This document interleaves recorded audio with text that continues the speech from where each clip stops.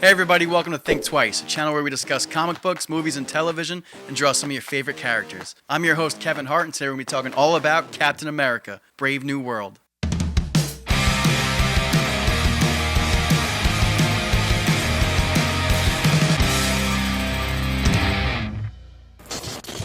Stick around to the end of the episode to see how our drawing of Red Hulk came out, and if you like what you see, subscribe to the channel for more content. Unfortunately, I am not the biggest fan of this movie. I was never truly hyped for this one. It does not live up to the caliber of what Marvel is capable of. There were 5 writers on this thing, and it's definitely an underbaked mess. This movie's gone through reshoots, title changes. At one point, I believe it was rumored or titled Serpent Society, then it was called New World Order. Now it's Brave New World, the 4th installment to the Captain America franchise, and I gotta say, it's definitely underwhelming. The director himself, Julius Onah, the only other thing that I can think of that he did was Cloverfield Paradox, which is not great, and the same applies here. There are a few things that I did enjoy about this movie, and by far, it's definitely Harrison Ford as the Red Hulk. Rest in peace to William Hurt, a great actor. He did a great job in the handful of Marvel movies that he's been in as Thunderbolt Thaddeus Ross. Unfortunately, he passed away, but if there's anyone you're going to recast for Thunderbolt Ross, I'd say that Harrison Ford is definitely a great addition. Harrison Ford has that star power. He's definitely an American action icon. I wish that Red Hulk was in the movie a little bit more. What you see in the trailers is kind of what you get. It's a very quick fight towards the end, which was kind of like, to me, the selling point, right? This head-to-head battle between this new Captain America, Anthony Mackie,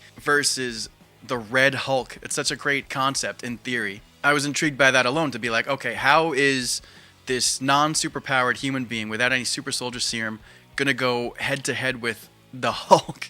I thought they really could have done a lot more with that concept, been a little bit more creative with it, how he defeats him. I really wanted to see Anthony Mackie kind of like use his brain and use his wits to try and find a solution to beating the Red Hulk. We kind of like alluded to that in the beginning of the movie with Isaiah Bradley, the forgotten patriot or Captain America that was kind of training him. And I thought they would use that as like a Rocky montage of like, all right, let's remember that. How did he defeat the super soldier? And how is he going to use this now to defeat the Red Hulk? But it's kind of underwhelming. It's kind of like cheesy, to be honest, because you think about Iron Man in the Hulkbuster outfit in Age of Ultron going fist to fist with the Hulk, out of control Hulk. He had to do a lot of work even just to stop him. So I didn't have too many high hopes for Anthony Mackie's Captain America. Granted, he gets an upgrade with the suit. He's got a little bit more gear and technology from Wakanda. He's got this cool upgraded wings that can with the vibranium, take the energy and use that to his advantage. He's got 2 Red Wings, I think, at this point. And he's got a sidekick, which, not my favorite. Falcon alone is a very tough sell. Falcon becoming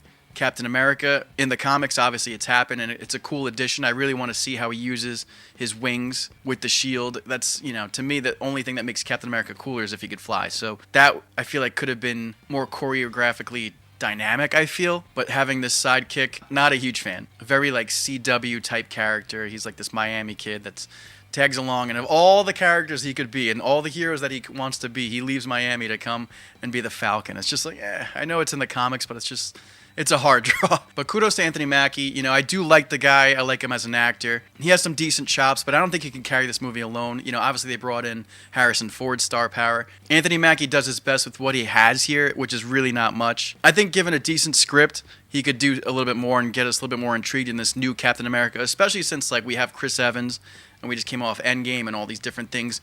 This is the first installment of this new Captain America idea. Granted, we got the Falcon and the Winter Soldier TV show, but I don't think that did enough to showcase his character, to get the general audience to buy into it and to root for him a little bit more. But Anthony Mackie's charisma, it's off the charts. He carries himself well. I do like the idea of the pressure of wielding the shield, of being in these huge shoes to fill with Steve Rogers as Captain America. And I think they could have done a little bit more with that, with the story, but the plot is just I will say I did like the suit designs, the upgrades that Anthony Mackie's Captain America got with the new helmet, like the Stark Nanotech. I did enjoy that. I thought it was a pretty polished design. I didn't mind it at all. And I do like the homage to the comic book cover of the movie poster referencing Captain America 230, where Hulk battles Captain America. That was a nice touch, and I did like seeing that in the theater and on the movie posters, on the TV. The Tide commercial was kind of cool with the cherry blossoms, which I think is a great visual setting for this fight. The colors work for me, from an artistic standpoint. I really do like that. And the fact that it's not like a fight in a big city, a different location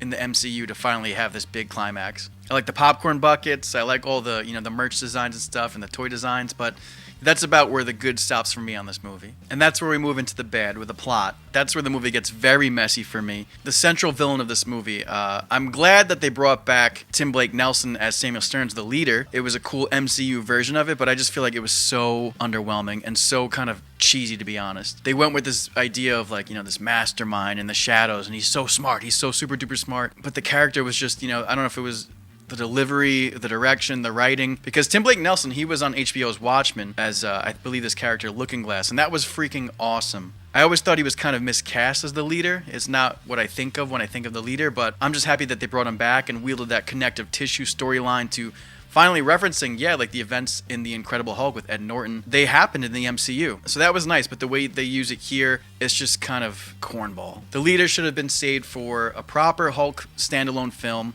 Even his look was just like, oh my god, I really don't know. I actually would have probably preferred the big brain. And his powers too were very underutilized. They did a version of mind control where he kind of like hypnotizes people by songs and sounds and sights. But it was just like confusing to me because if this guy's so super duper smart, he's like, I'm gonna get back at Ross, General Ross. If he was that smart, he would have never even like done things for General Ross in the first place, which I know we need a movie and blah blah blah, but it's just poor writing. Because you would think like he'd be like, all right, there's probably like a 97.5% chance that this guy, with all my calculations, this guy's not gonna let me out of jail. The CGI is so meh. I'm so tired of seeing poor CGI in today's day and age of technology. The IMAX 3D kind of helped it a little bit more for me visually, but even then I was just so underwhelmed. There were a ton of like expendable side characters with like, the Secret Service staff. This like short woman who's like an ex-Black Widow. She was fun enough, but it was just such a random thing to me. To me, this movie feels like a Fast and Furious movie where it's out of control. There's just no vision anymore. We're just doing what we can do to try and bring an audience in for money's sake. Or like a G.I. Joe type movie, which I enjoyed those movies for what they are, but to me, Marvel has so much potential. We have so many characters that we have not even scratched the surface with yet, and we're just kind of throwing ideas out there. It's just not good storytelling. I wish there was more action in this movie because the story does nothing for me.